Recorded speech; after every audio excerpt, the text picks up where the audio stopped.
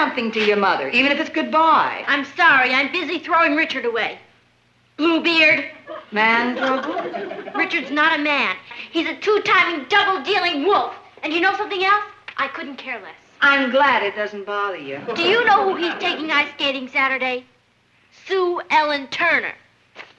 He didn't even give me a chance to turn him down. Would you have turned him down? Never. Perhaps he has some special reason for taking her. You bet he has. Her father has a sports car, and she lets Richard drive it. I'm sure you're more important to Richard than an automobile. A two-tone, four-barrel carburetor job with stick shift. I lost out to a red roadster with a rumble seat. You mean you had boy trouble, too? Your father and I almost broke up. We were going steady, but there was a cute little blonde named Pauline who was chasing him. She had the red roadster. And a rumble seat. One afternoon, your father and I had a date, and he never showed up. He called that evening to explain that he'd gone for a drive with Pauline. She had driven him to the country, and their car had broken down. What did you do? Tore up his picture and told him I never wanted to see him again. How did he get you back? He wrote a poem to me. A poem? That's right. A beautiful love poem. I was so flattered, I married him a week later. Oh. You talk to Richard. I'm sure everything will be fine.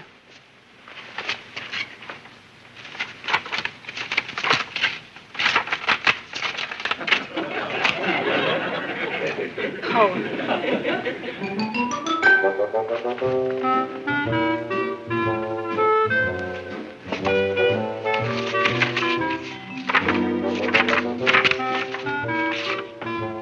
Love poems.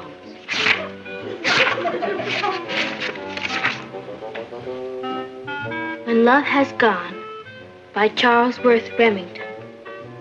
When love has gone, love has gone, the skies cry bitter rain. The skies cry bitter rain.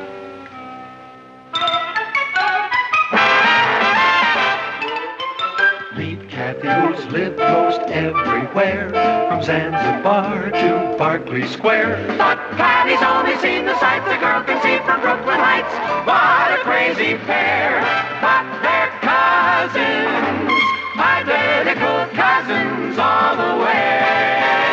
One pair of matching bouquets, different as night and day. Where Kathy adores a minuet, the ballet russe, and crepe Suzette. Our Patty loves to rock and roll, a hot dog makes her lose control. What a wild duet, still they're cousins, identical cousins, and you find they laugh alike, they walk alike, at times they even talk alike. You can lose your mind when cousins are two of a kind.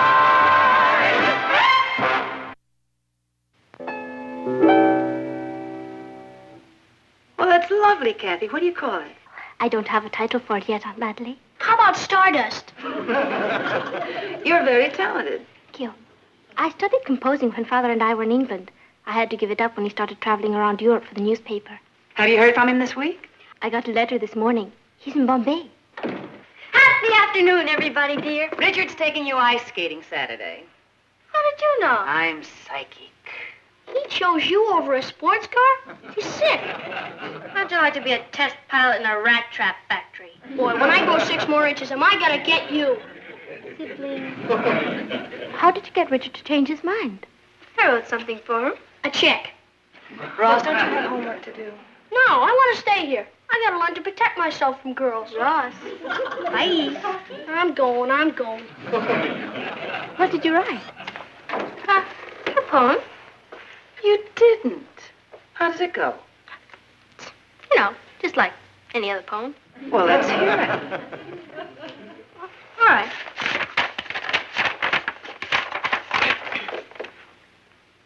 When love has gone. When love has gone, love has gone. The stars forget to glow, and laughter turns to sadder songs than we were meant to know. When love has gone, all has gone. Skies cry bitter rain for all the lovers who have kissed and will not kiss again. That's beautiful. Patty, I'm really impressed. It was nothing. Either you have literary talent or you haven't. Before we have to take off like a herd of turtles, I'd like to remind you that this is the final week of the Jimmy Dean Songwriting Contest, and your entries have to be in before or postmarked before midnight Friday. And I will sing the winning song next week on the show. Now, the winners gets a $100 cash prize, and his song will be published. So get him in here, and we'll thank the heck out of you. All right? Good. Here's Richard. I'll be home early. Bye.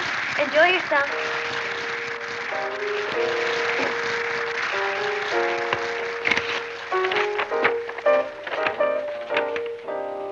When love has gone, when love has gone, love has gone, the stars forget to glow.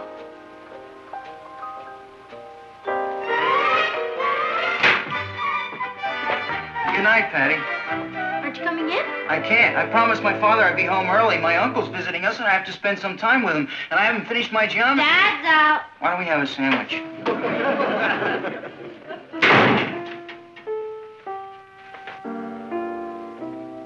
Hi, Kat. You're just in time. Listen.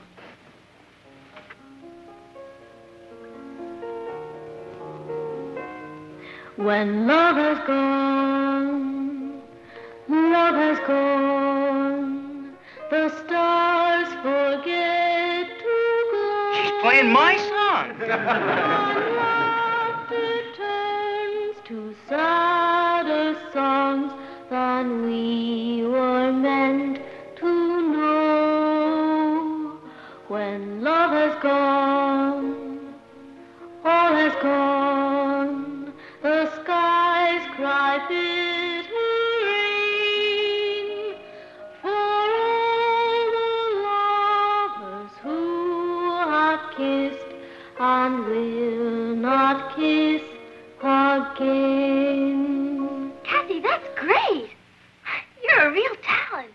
I'll say it's good enough to be in the Jimmy Dean Song Contest. No, it's not. You could win $100.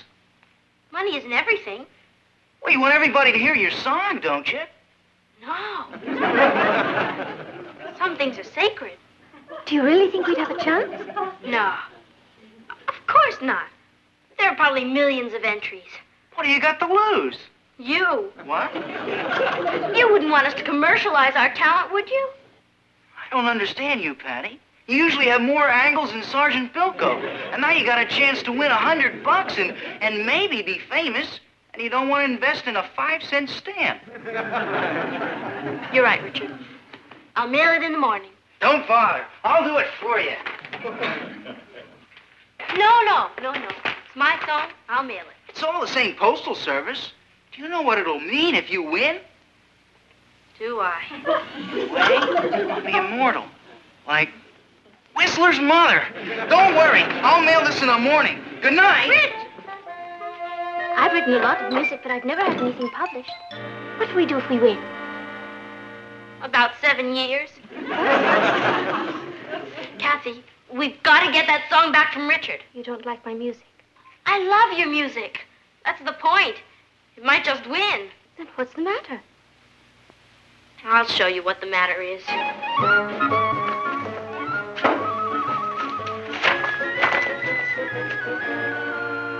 When love has gone, love has gone. Stars forget. Patty, someone's stolen your poem. Boy, you really love me, don't you? I stole it. Patty, how could you? With my crooked little pencil, that's how could I. But I only did it to get Bluebeard back. I didn't expect it to go in any contest. Now do you see why we can't enter it? You know what they can do to you for plagiarism? No. Neither do I, and I don't want to find out. But we'll just have to tell Richard the truth. Have you ever seen Sue Ellen on ice skates? If Richard takes her ice skating, I'm sunk. I know what we can do. I'll call him and tell him I've decided I don't want my music entered in the contest. Then he'll never have to know about the poem. You've done it again. We'll call him first thing in the morning. Don't take any arguments. Just tell him you want the song back. Be firm. Hello, Mr. Harrison. This is Kathy Lane. I'm sorry to bother you so early, but I have to talk to Richard. It's urgent. It's urgent. He what? Where? Oh, I see. Thank you very much. Where's Richard? He's left. So early? He told his father he had to go to the post office. What are we going to do? 7 years.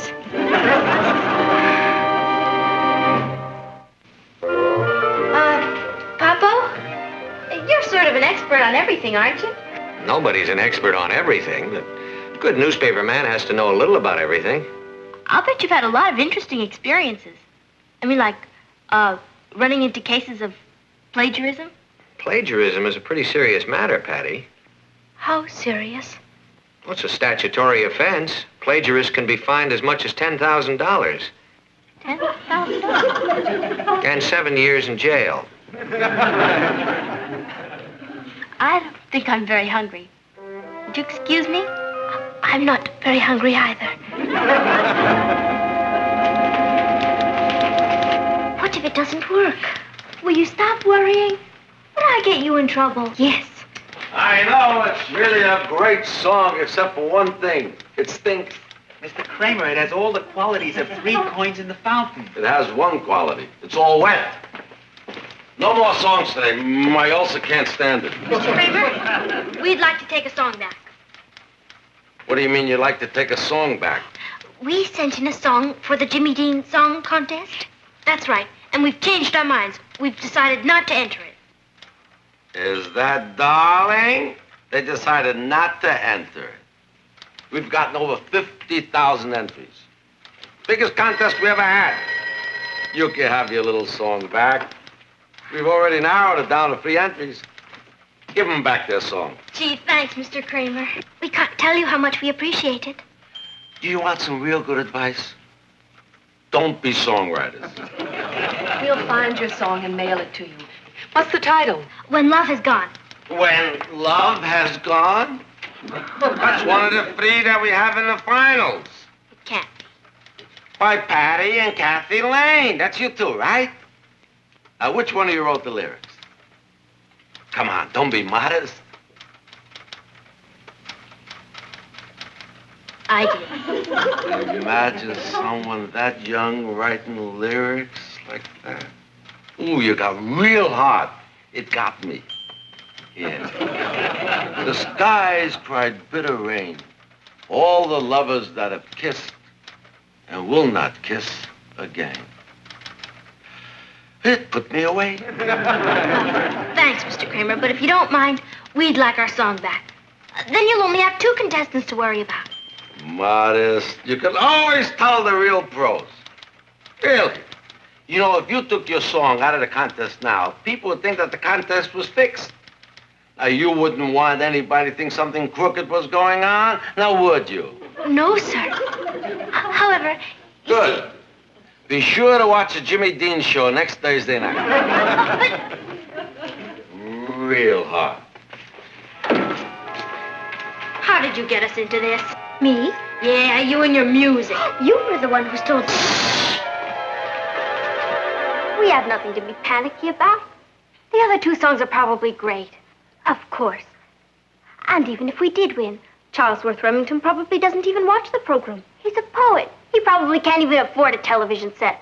Most poets are poor, broken-down beatniks. If he was famous, like Robert Frost or Carl Sandburg, we would have heard of him. Exactly. He's probably struggling along in some tiny garret in Greenwich Village, cold and hungry. If the song wins, we'll send the check back to the publisher and ask him to track Mr. Remington down and give it to him. That's a great idea. Stealing his poem is the biggest favor we could have done him. Kathy, we've taken a starving, broken-down poet and given him back his self-respect. You know what we are? We're patrons of the arts. And now, ladies and gentlemen, the moment we've all been waiting for. The announcement of the winner of the Jimmy Dean Song Contest. And here he is with the good news, Jimmy Dean. And I thank you. We have, ladies and gentlemen, looked through thousands and thousands of songs, and picking a winner wasn't an easy thing to do. There was one song, however, that we kept coming back to. My song. We believe that this song is going to be a big, big one. It's the kind of a ballad that people have enjoyed for years and years. Well, for heaven's sakes, why doesn't he give us the name of it? It is my pleasure to introduce for the first time on TV, When Love Has Gone. Lyrics by Patty Lane, music by Kathy Lane. Congratulations. Do you realize that everybody down at the Chronicle is watching this, even J.R.? Shh, I want to hear my song. When love is gone, love has gone, the stars forget to glow, and laughter turns to sadder songs than we were meant to know. When love is gone, all is gone. The sky cries bitter rain for all the lovers who have kissed and will not kiss again.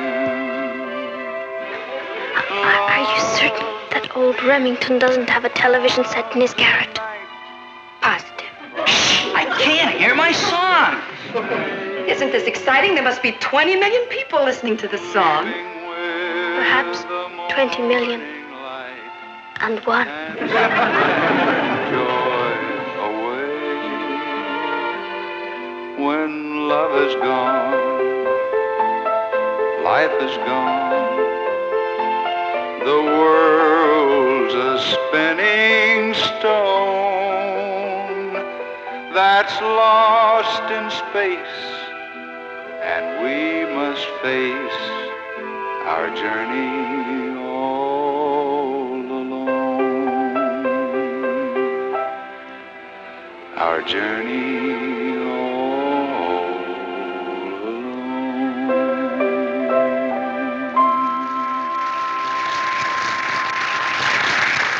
Listen to this. Congratulations. Have just ordered first printing of 50,000 copies of When Love Has Gone. Looks like a winner. Sam Kramer Bird Music Corporation. Cuckoo. Hello?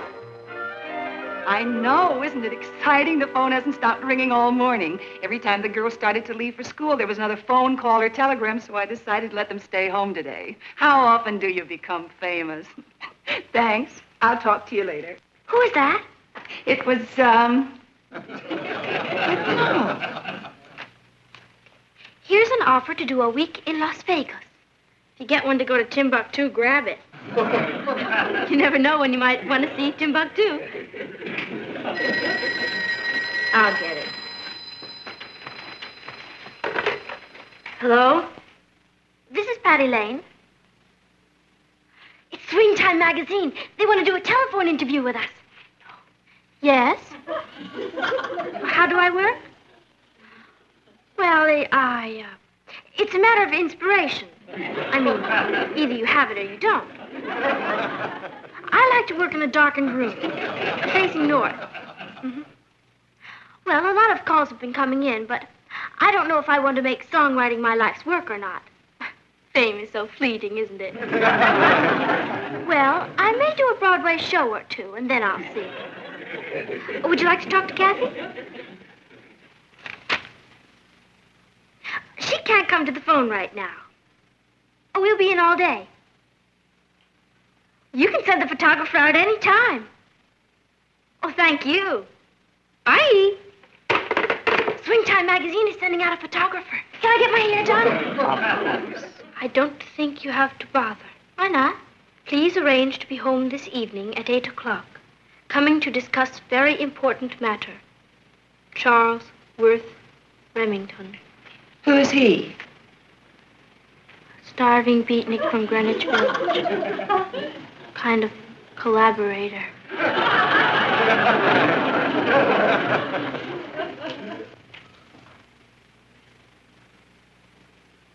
How serious is it, Martin? That depends entirely on Remington. He's probably boiling mad. And he has every right to be. He's not only been cheated out of his glory, he's been cheated out of his money. We didn't mean to cheat him. I have a hard time proving that. What if we gave him some money, in addition to whatever he makes on the song? We're going to have to. It's the only thing we have to trade. We'll put his name on the lyrics and give him all the royalties and offer him a cash settlement for damages. What if he refuses to settle? And we'll face that when we come to it. He either wants money or vengeance. That could be him now.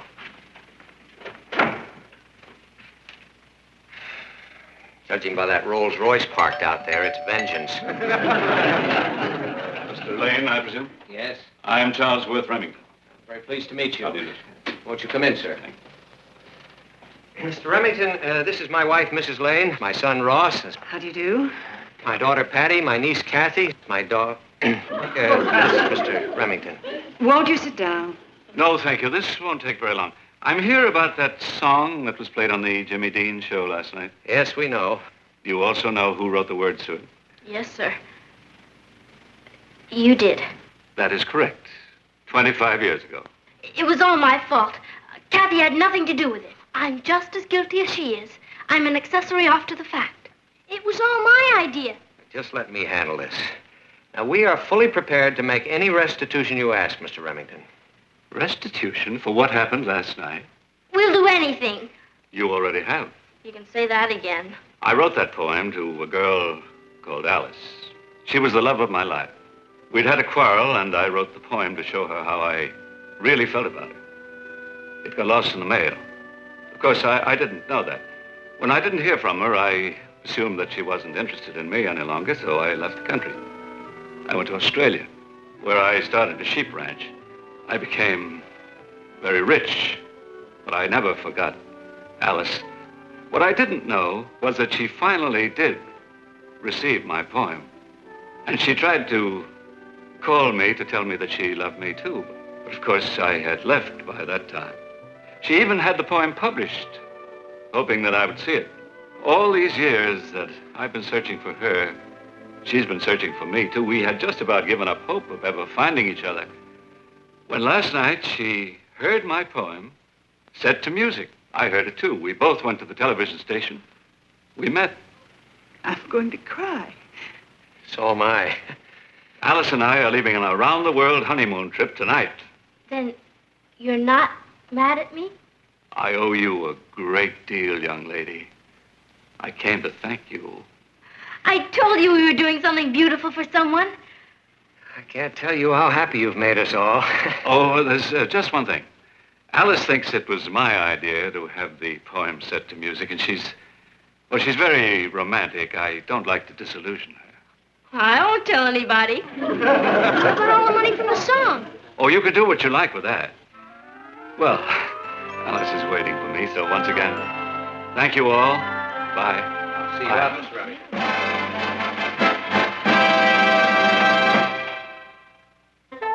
We're gonna make millions from that song. The first thing I'm gonna do with the money... To set up a scholarship. Me? A scholarship? That's right.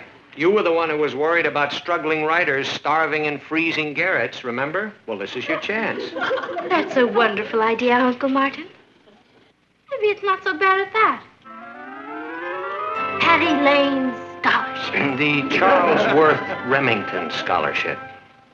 Oh. Well, what do I care?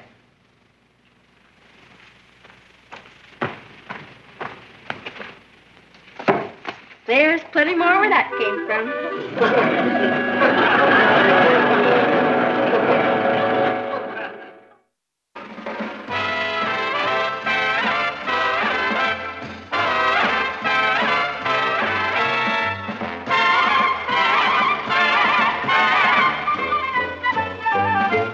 Here's Kathy, who's lived most everywhere, from Zanzibar to Berkeley Square. But Patty's only seen the sights a girl can see from Brooklyn Heights. What a crazy pair, but they're cousins, identical cousins, and you'll find They They walk alike, at times they even talk alike.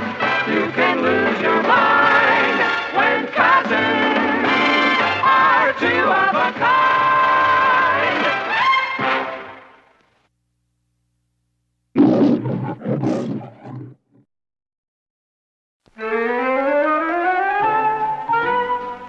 I like vanilla better.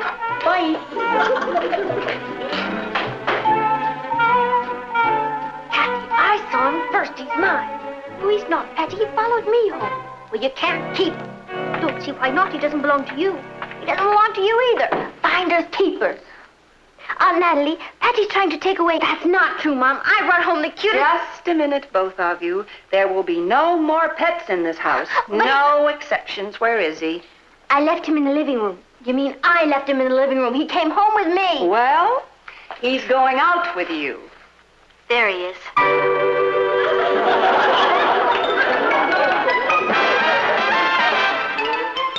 Meet Kathy, who's lived most everywhere, from Zanzibar to Berkeley Square. But Patty's only seen the sights a girl can see from Brooklyn Heights. What a crazy pair, but they're cousins, identical cousins all the way. One pair of matching bookends, different as night and day. Where Kathy adores a minuet, the ballet russe, and crepe Suzette. Our Patty loves her rock and roll, a hot dog makes her lose control. What a wild duet, still they're cousins, identical cousins, and you find they laugh alike, They walk alike, at times they even talk alike. You can lose your mind when cousins are two of a kind.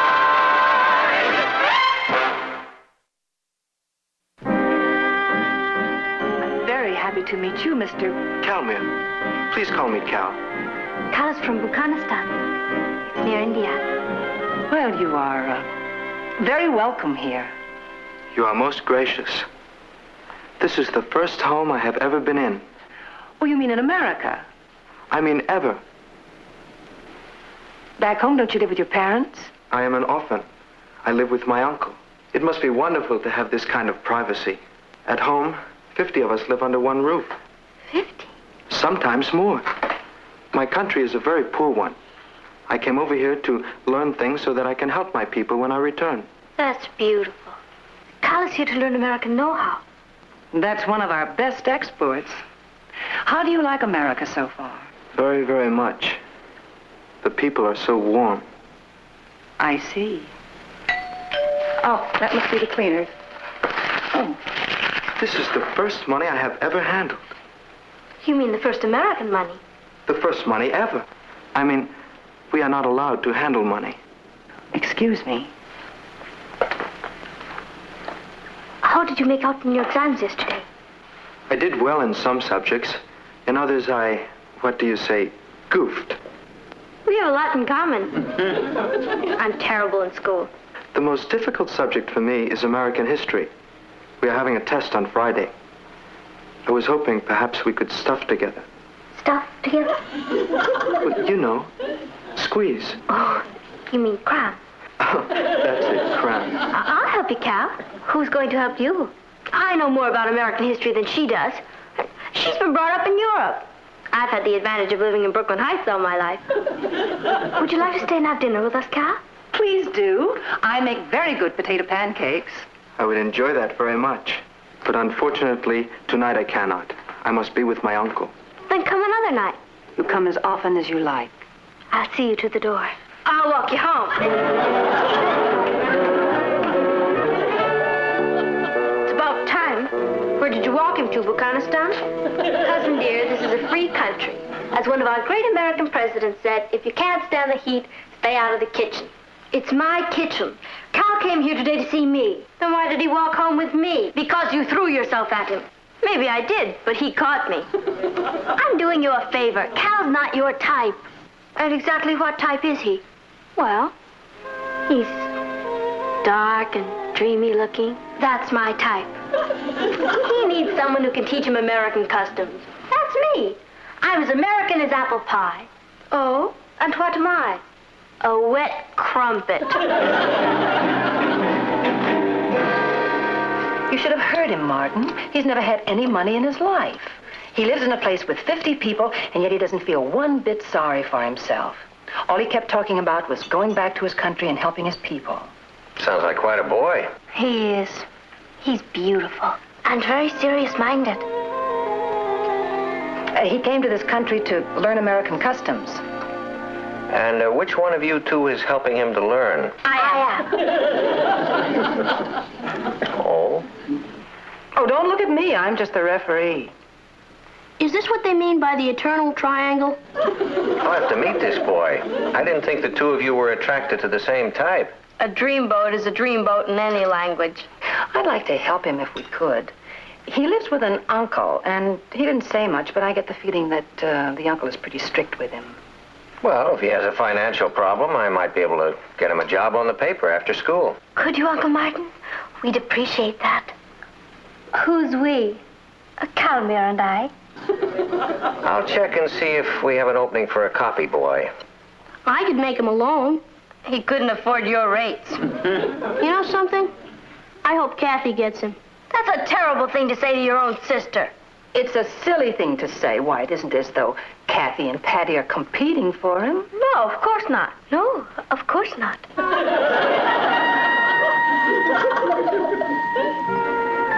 Now, next question.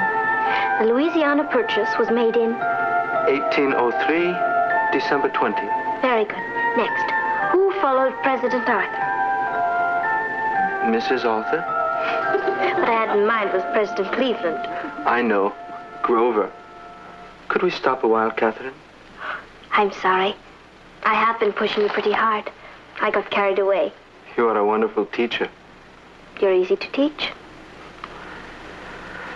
There is so much to learn, so much to do. You can do anything you want to. You make me believe it. It's true.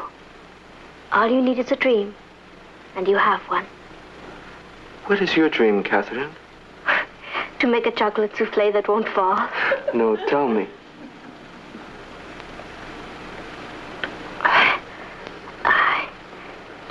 I'm full of dreams. I'd like to be a teacher, or a nurse, or a scientist, and invent something to help humanity. When I was a little girl, I used to dream of doing some great deed and having a city named after me. Catherineville. It has a nice sound. My uncle would like you. Last night I told him about you. What did you tell him? It does not matter. I brought you a gift. Cal, you must never do that. But why? Is that not the custom in your country? That isn't the point. You mustn't ever spend any of your money on me. I did not spend any money on it. I had it. And I wanted very much for you to have it. Please, open it.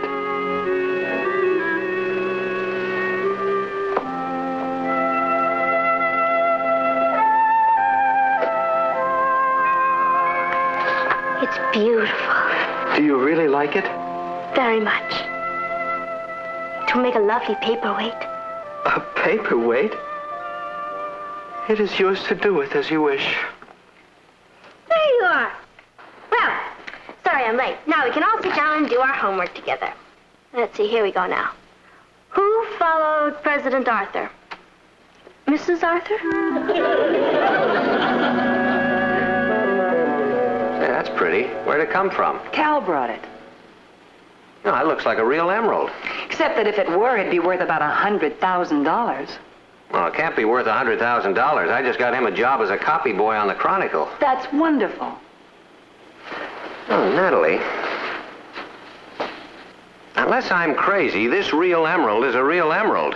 That's impossible. What'd you say this boy's name was? Calmir Prakashamand. Oh, no. Have you heard of him? Heard of him?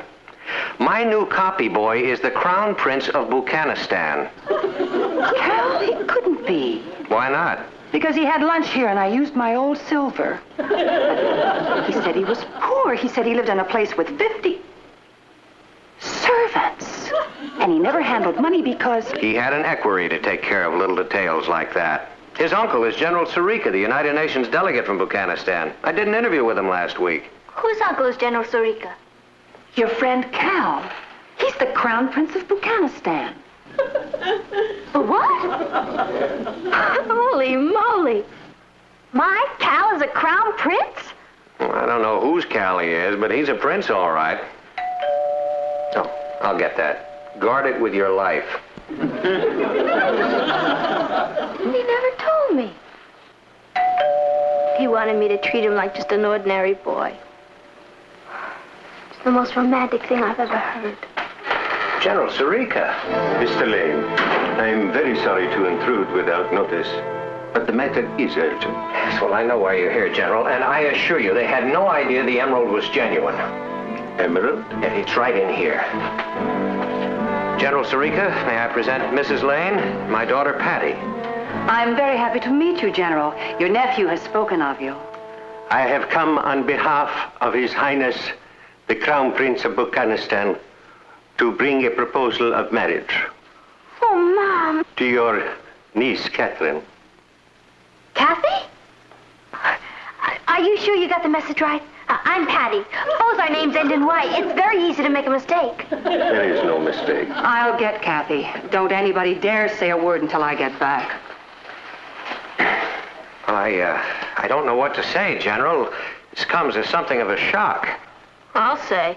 His Highness is very impulsive, but once his mind is made up, he does not change it. If your niece will have herself in readiness at noon tomorrow, a limousine will pick her up and bring her to the embassy, where the marriage contract will be signed. Will that be convenient? I'm afraid not. Another time would be more convenient? Yes, about 5 years from now. General Sarika, Kathy is 16 years old. I have pointed that out to His Highness. He said he has nothing against older women. Older? In our country, the brides are usually younger. Your Highness. Kathy, this is General Sarika. Now, the General has come here... I know. Aunt Natalie told me. Talmer sent you. His Royal Highness has asked me to convey to you his deep feelings for you and assurances that he will do everything in his power to see to your future happiness. He said that? Well, now, this is all very flattering, and we certainly appreciate the honor, General, but... Your niece will be given a dowry of £1 million. She will have her own staff of servants, motor cars, a summer palace and a winter palace. A summer palace and a winter palace? Oh, General, I'm afraid the marriage ceremony will take place in Buchanistan in 10 days. No, it won't. Now, please tell the prince there is not going to be any ceremony. General Sarika, you must realize that American customs are a little different. But surely these customs are the same all over the world. Well, not in this case. His Royal Highness has picked the wrong girl. I mean, Kathy is not even out of high school yet. Surely you don't believe that she's going to leave her home and travel halfway around the world to live in a foreign country with the Crown Prince? Well, tell him, Kathy. Yes.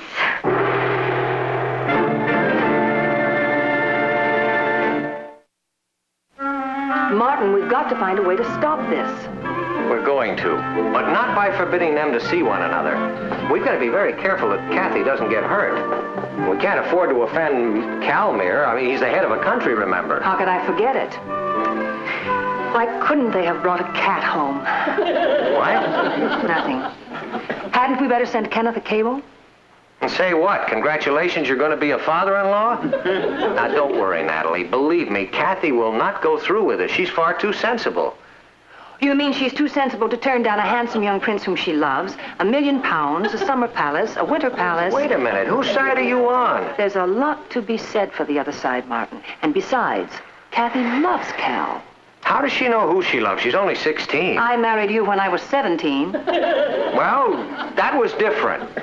I mean, Kathy is attracted by the glamour, the fantasy of being a princess and ruling a country. It's storybook stuff. It does sound glamorous, doesn't it? Well, it's not going to sound so glamorous after I finish talking to her. I'm going to point out a few of the grim realities. She's going to be living in an underdeveloped country where there's a very high rate of poverty and living conditions are appalling. Don't worry. I'll knock that romantic little dream out of her. Oh, hello, Kath. Hello, Uncle Martin. You're home early. Yes, he has a lecture to give.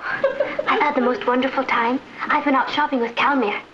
Oh, what'd you buy? Matching elephants? Isn't hers? Kathy, sit down. Your Aunt Natalie and I want to talk to you. Now, Kathy, you're only 16 years old. You just can't get married and go running off to live in a country halfway around the world. I agree. You do? I told you there was nothing to worry about. I talked to Cal and his uncle about it. I'm going to sign the marriage contract now, but I have to stay here and finish school. I won't go to Afghanistan until I'm 18.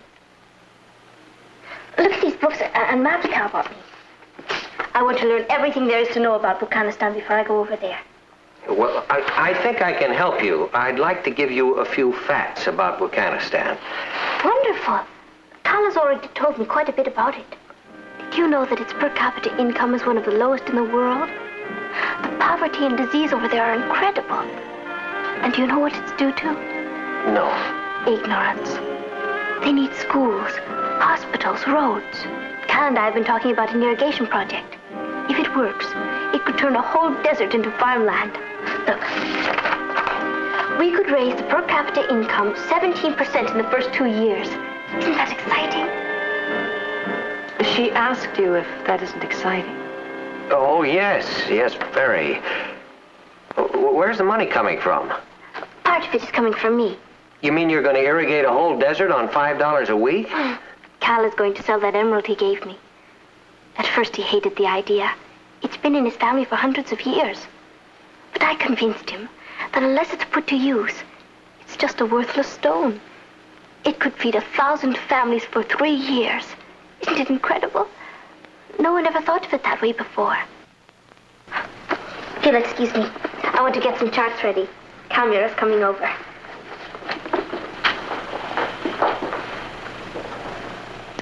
Well, you sure talked her out of her romantic little dream. What are we going to do now? Cable Candy's going to be a father-in-law. Come in.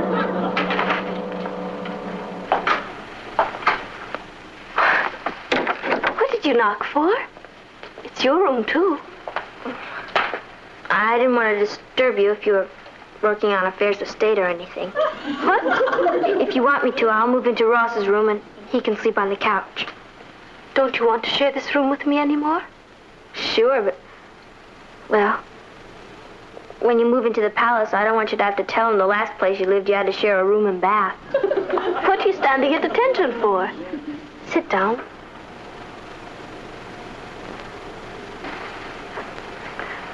When do you sign the marriage contract? Friday? Gee, only 3 more days as a civilian. What do I call you? Princess or Your Highness? Is that what's worrying you? Patty, I love you. You call me Kathy, you silly idiot. Or better yet, Kat. You mean it? Certainly. I'm the good princess. Can I come and visit you at the palace? You'd better. I'll be dying of homesickness. No, you won't. You'll be too busy ruling everything. You'll have a suite of your own, and you can stay as long as you like. Cal doesn't have any brothers, does he? He has 7. 7? Bingo! Anybody home at the palace? Just us sleigh girls. Is Cal here? He stopped by to drop off a gift. You know, we have to find some way to make him stop giving these expensive gifts. I suppose so. Look.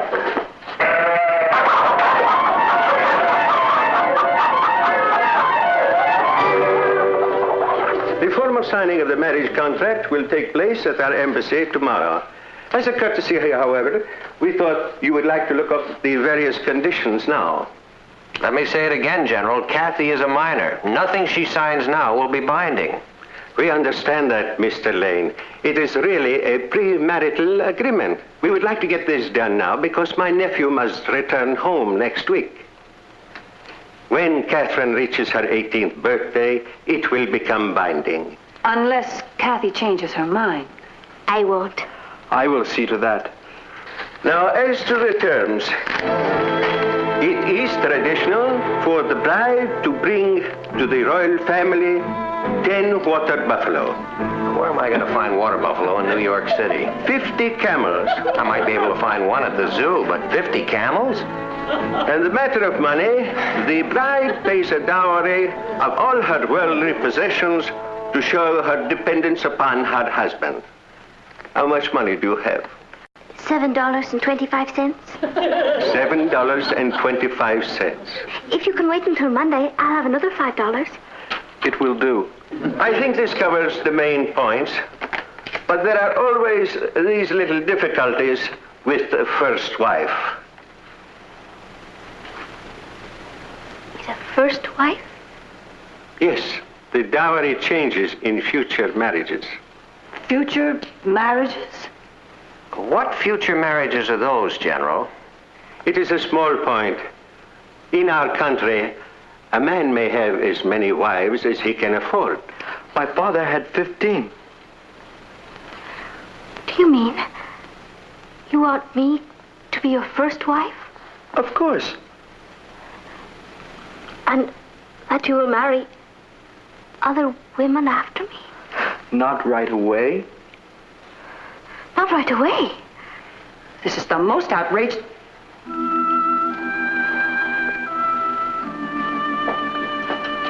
Why didn't you tell me this before? Well, I just took it for granted you knew. It is a way of our people. But it's not my way. When I get married, it's going to be for keeps.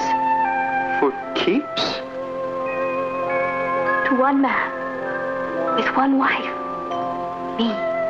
It is nothing to get excited over. Different countries, different customs. You will get used to this. I don't intend to try. You don't mean you're refusing to marry me? You'd better find a girl when you get back home. In America, girls like it our way better. One to a customer. This is such a little thing. I do not understand. I will explain it to you in the limousine. I'm afraid there is nothing more to talk about. Just to say goodbye. Catherine, perhaps if we discussed this, you would change your mind. No. Good luck with the irrigation project. Thank you.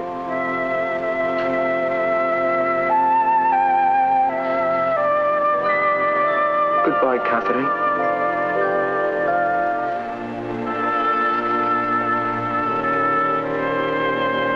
I'm so sorry, Kathy.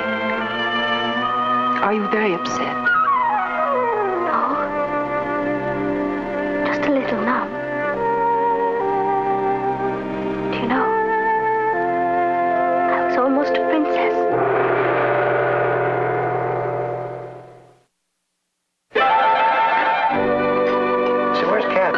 She's getting dressed. She'll be right down. Oh. Patty, has she said anything to you about, Calmere? Mm-hmm. No. The first few weeks were pretty rough, but I think she's all right now. I'm not. Boy, I could have been living in a palace. She doesn't talk about it much. She hasn't been going out at all.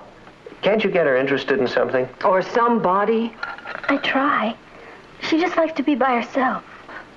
Well, maybe you could try just a little harder, huh? Sure. Good morning. Hello, Hi, dear. Kath. Well, what do you girls have planned for tonight? Richard and I are going bowling. Would you like to join us, Kath? No, thank you, Patty. I think I'll stay in and write some letters. Why don't you go, Kathy? You haven't been out one night in the last 6 weeks. I guess I'm just not ready yet. Try to forget him. I will. I know it's ridiculous. By now, he's certainly forgotten all about me.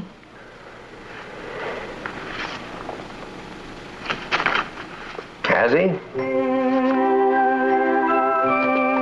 From Buchanistan. What is it? Look at the postmark. from Catherineville.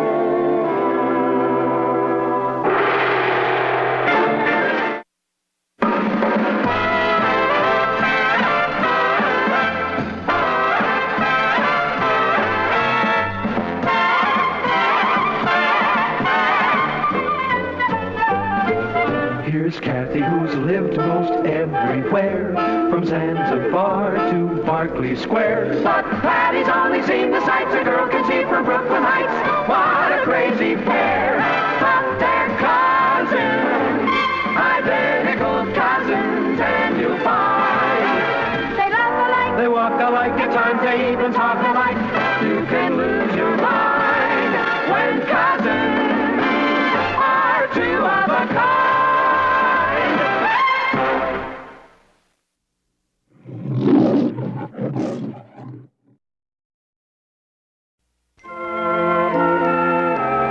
Look, here's one of Kathy's presents for Uncle Kenneth.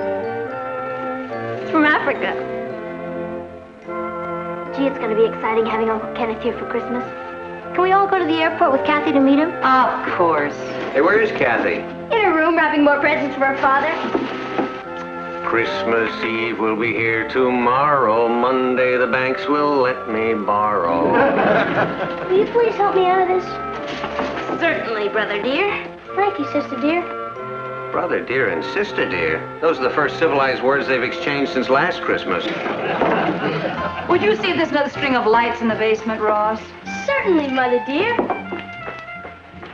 Wouldn't it be great if we had Christmas every day? I'd be bankrupt by February 1st. Here are some more presents to go into the tree, Aunt Natalie. All those? You must have spent next year's allowance on gifts for your father. I may have to float alone. I simply can't believe Father will be here tomorrow. It's been almost a year since I've seen him. In just 7 hours and 10 minutes, he'll be boarding a plane in Brussels. Oh, I'll get that. You keep trimming. Well, good evening, J.R. I've been trying to get you on the phone for the last hour. Well, I guess Patty must have been using it. Is anything wrong? There's a revolution going on in Kurdistan. Yeah, I know. What you don't know is that last night one of our foreign correspondents evaded their border guards and entered the country illegally. He's been arrested and is being held in a government prison. One of our foreign correspondents? Your brother Kenneth. Kenneth? Kenneth Lane of Chronicle accused of espionage and inciting a revolution. Well, that's impossible. Kenneth is in Brussels covering that trade conference. That's what he's supposed to be doing. He flew over to Kurdistan without telling anybody. The rebel general's an old buddy of his and smuggled him into the country. Well, that's good. Is it? We're in trouble with their foreign office, our State Department, and the head of a foreign government. They've had me on the carpet all morning. I'm sorry about that, J.R., but we've got to do something about Kenneth. Yes, I intend to. If your brother Kenneth ever gets out of jail, he's fired. You're firing my brother? No, you are. Merry Christmas.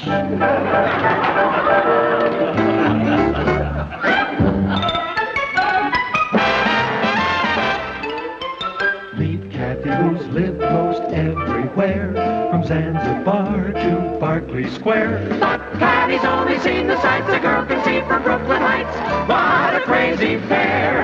But they're cousins, identical cousins all the way. One pair of matching bouquets, different as night and day.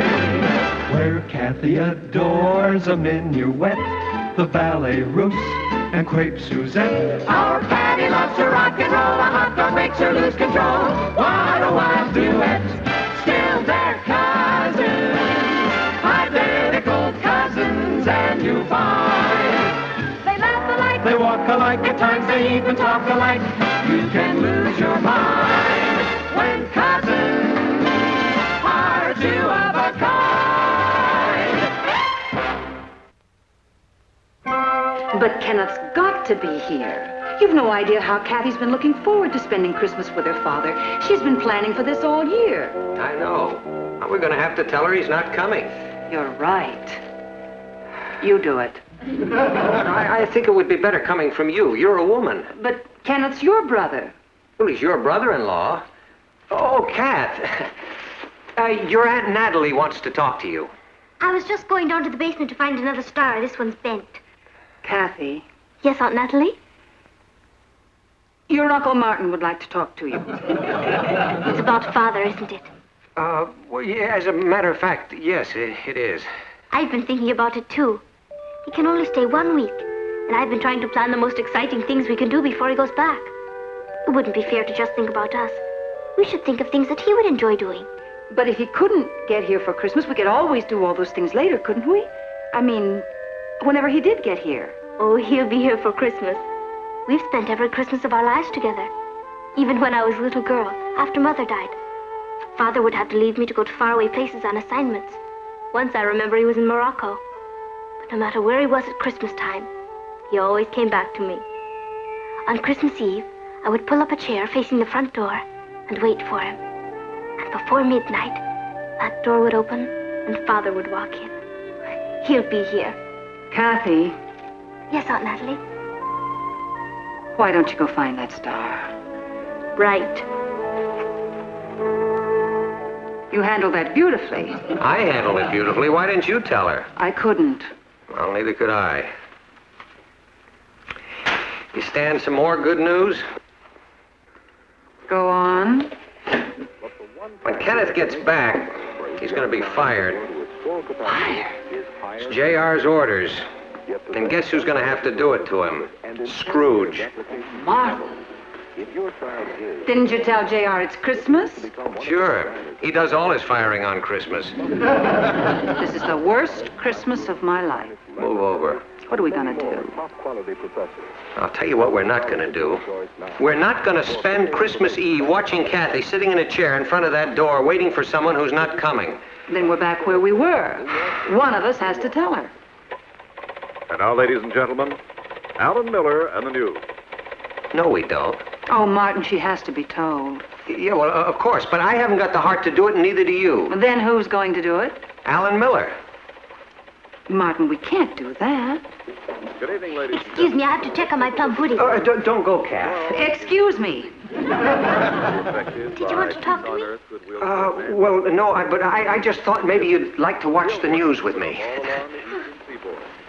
The Coast Guard has ordered all small craft to take cover. Steamships are trying to move out of the path of the storm, and coastal towns are being boarded up in anticipation of the violent onslaught.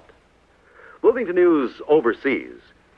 World leaders in the spirit of Christmas met today to talk of peace and to plan treaties to implement those talks.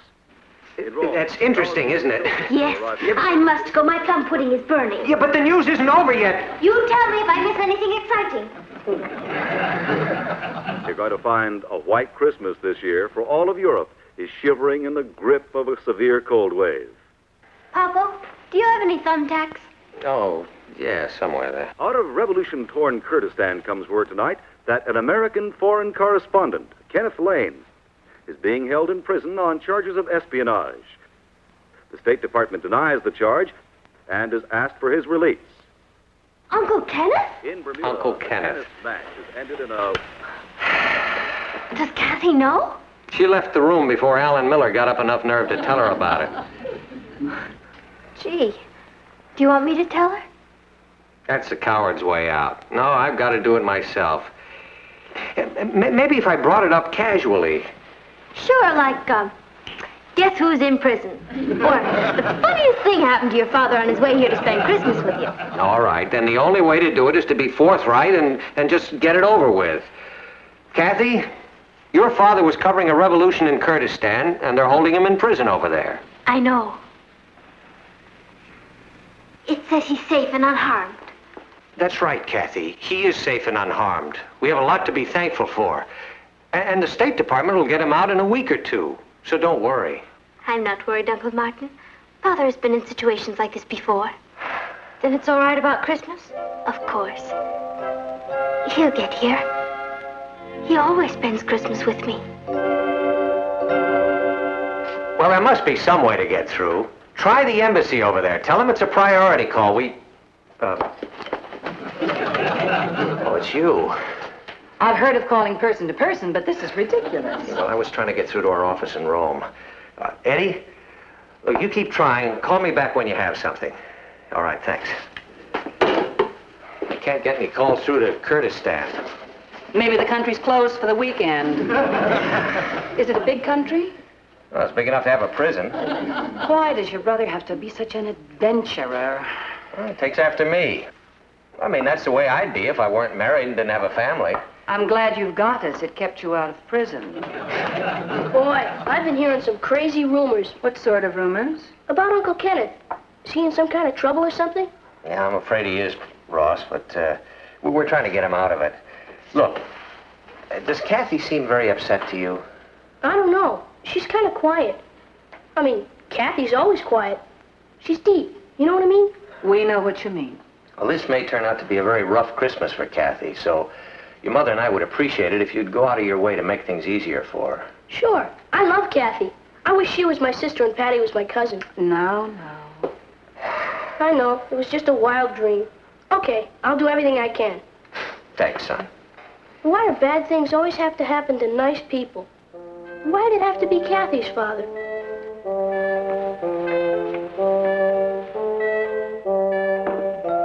Kath, you've been sitting there for hours. Why don't you help me hang some mistletoe? There are going to be a lot of boys dropping in tomorrow. No, thank you, Patty. I want to see Father when he walks in. Kath, it's Christmas and your father's not here. It won't be Christmas for another hour. Father enjoys surprising me at the last minute. He's not even in the country. Then he's on his way. He's not on his way. Kathy, please don't do this to yourself. He's in a prison 7,000 miles away. There aren't even any planes flying out of there. I remember one Christmas, when I was 10. Father was in Tibet. I was in London with a governess. I wouldn't go to bed. I got a chair, sat in front of the door. And at 5 minutes of 12, the door opened, and he walked in. He smelled a bit like a yak, and he could only stay an hour. But he was there. He'll be here. You'll see. Kathy, don't look for miracles. Isn't that what Christmas is all about? A miracle.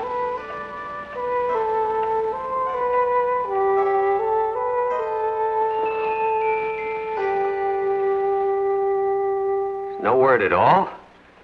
Mom, what's going to happen to her if he doesn't show up? I don't know. I see. What about the fighting? They have. Well, listen, I'll be at home. Now, you call me here if you find out anything. Fine, thank you. It's our Rome office. There's no further news about Kenneth. Dado, Kathy said one Christmas her father came to see her for just an hour. So? What if Uncle Kenneth came tonight for just an hour? What do you mean? You and Uncle Kenneth are identical twins. Your Uncle Kenneth has a mustache. You could put on a mustache. And what good would that do? If Kathy's father walked in that door before midnight, even if it were just for a few minutes, even if he explained that he had to leave again, don't you see? She'd have a miracle. Oh, Patty, don't be ridiculous. You said yourself you and Uncle Kenneth were always fooling people. Well, we were a lot younger then. We could get away with murder. I remember there was a girl in our biology class, Harriet Olson. She hated me for some reason, but she was crazy about Ken. One night he had a date with her and he couldn't keep it, so I kept it for him. She didn't even know the difference. We had a wonderful time. Next day she hated me again. This might work, Martin? Well, this is different. I mean, I could never convince Kathy that I'm her own father. Not even for an hour? You could tell her that you have to take the next plane back to Kurdistan, and before she knows what's hit her, you've gone. Well, who got me out of jail and flew me over here? Friendly Martians? You could tell her that the rebel general was a friend of yours and let you escape. And an old Air Force buddy gave you a lift to New York. Well, you mean like this? You see, Kathy, this old Air Force buddy of... no, wait a minute now. You see, Kathy, this He calls her Kit Kat. Oh, yeah. You see, Kit Kat, this old Air Force buddy of mine flew me over here after I broke out of jail. Oh, boy. Kathy is too bright a girl to believe that. Now, it's out of the question. Oh, you couldn't do it for a long period of time, but for an hour? She wants to believe so much, she wouldn't even question it. Well, where am I supposed to be all this time? Down at the newspaper office. Will you try it? No, I... Oh, Martin, it'll break her heart if he doesn't come through that door before 12 o'clock. What do you say? Oh, I say... Where the devil am I going to find a mustache at 11:30 on Christmas Eve?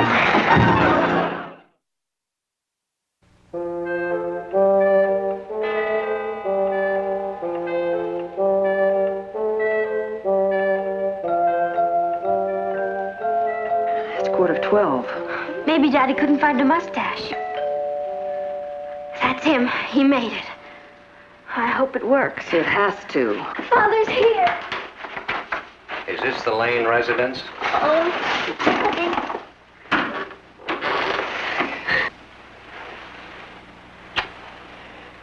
Merry Christmas, Kit Kat. Hi, Uncle Kenneth. We knew you'd make it. Hey, Patty. You've grown into a real beauty. Hello, Kenneth. Welcome. Hi, Nat. You look marvelous. So do you. Well,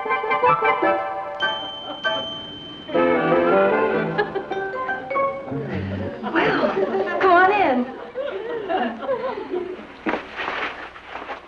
We were so afraid you wouldn't get away. Yeah, well, I was a little worried about it myself, but I had a bit of the Lane luck, and here I am. I'll bet the rebel general turned out to be a pal of yours and helped you escape. Yeah.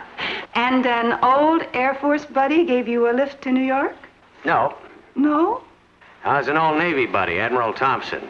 He got me a ride here in a Navy jet. An admiral helped you? Yeah. I knew nothing could keep you away.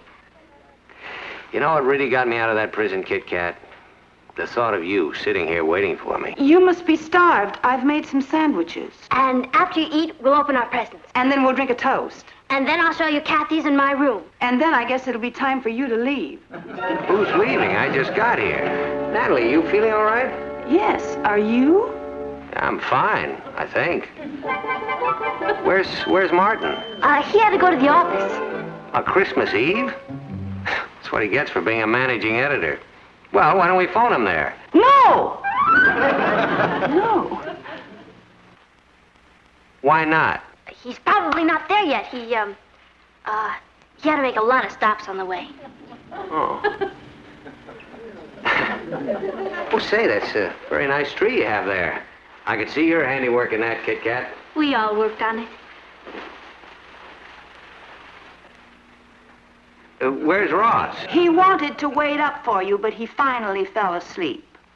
Why don't we try to wake him? I wouldn't do that. He's... I think he's my nephew. I'd like to see him. Come on, Kat. Ross! Ross! Hey, Ross! Merry Christmas, old buddy. Come on down. Uncle Kenneth! How's my nephew? Gee, you look just like my dad. Ouch! What is that? Nothing. Oh, that reminds me. I'll go get the sandwiches. Don't bother. I had a bite on the plane. You should put something in your mouth. I mean, you should eat something. Well, there's no hurry. Let me look around. It's a nice place. I can't believe you're really here. I was so worried when I heard you were in prison. Was it very bad? Oh, I'm sure he doesn't want to talk about it. It was a ball. Guards and I played chess all the time. They were all old friends. Some of them were old friends? Patty, why don't you take your Uncle Kenneth up and show him Kathy's in your room?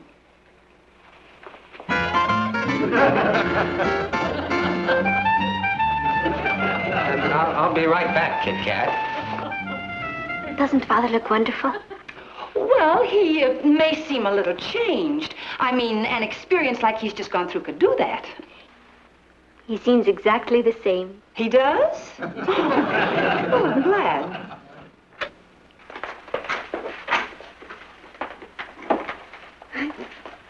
It's a nice room, Patty. Well, you're really doing great. I'm proud of you. Well, thank you. I'm proud of you, too. Where'd you get that tie? Never mind. Listen, you really threw us a curve with that Admiral bit. Admiral Thompson? Yeah. Maybe better cool it a little. Kathy's pretty smart. The only way this is going to work is if we play In and Out Finnegan. In and Out Finnegan. That's it. The trick is to keep moving. Now, we'll give it a couple of more minutes, and then we'll go down and open the presents. Okay?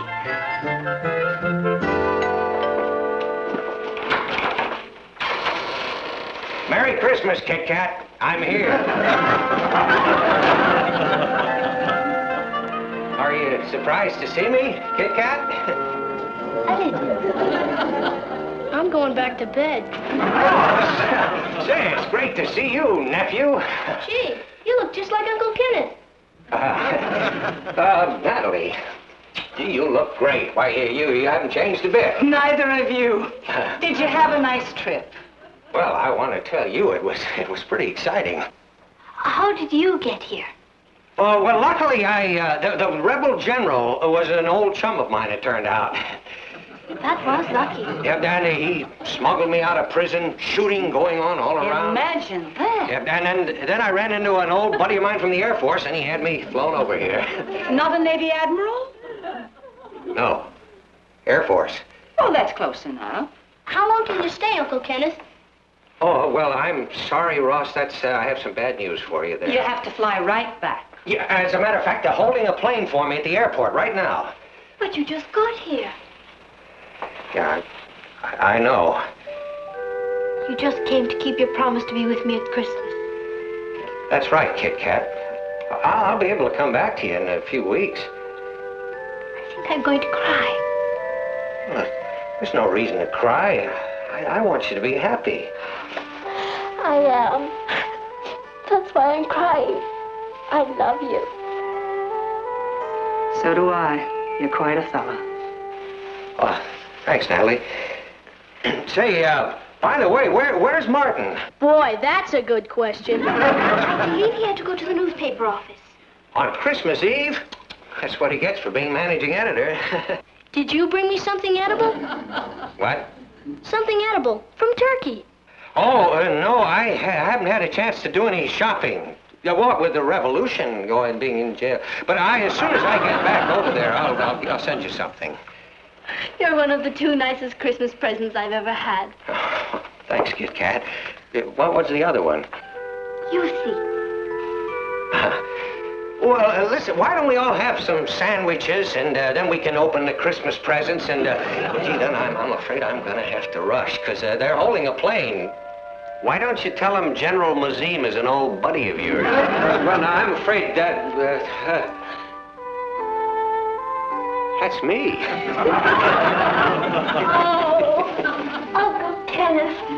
Welcome.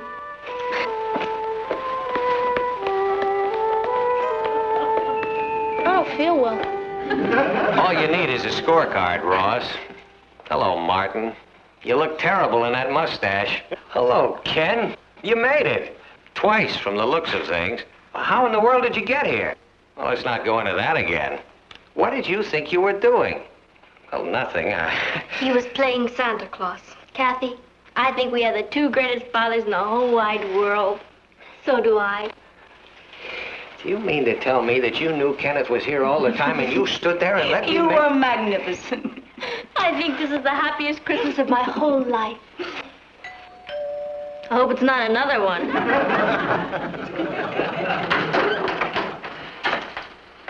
J.R. Martin, if you're masquerading as Santa Claus, you have no talent for it. It calls for a long white beard and a red suit. Well, I know. Then why are you hiding behind that scraggly bush? I'm not hiding. He was pretending to be my father. Nonsense. There isn't the faintest resemblance. Couldn't fool a goat. Well, you'd be surprised at what we used to get away with, Johnny. Kenneth, I heard you had come back. I didn't believe it. Well, you know I lead a charmed life. I couldn't believe you had nerve enough to face me. I came here to find out for myself. Didn't you get my cable? If you mean the one from Brussels, no. Brussels? Where you were assigned to cover the trade conference. Let's discuss this later, J.R. You mean to say you haven't told him yet? Told me what? JR, in 60 seconds, it's going to be Christmas. I'm not responsible for that. Martin has something to tell you. You're going to give Father a bonus. I don't think so. Tell him, Martin. Oh, I'm sorry, Ken, but You're fired. Fired. You can't fire him. It's Christmas. So it is. Merry Christmas, everybody. Did you hear that? That's terrible. Imagine firing someone on Christmas. He wouldn't do that. Or would he? Is J.R. Castle going to turn out to be the rat of the Western world? Tune in next week and we'll all find out. Bye. Merry Christmas, everybody.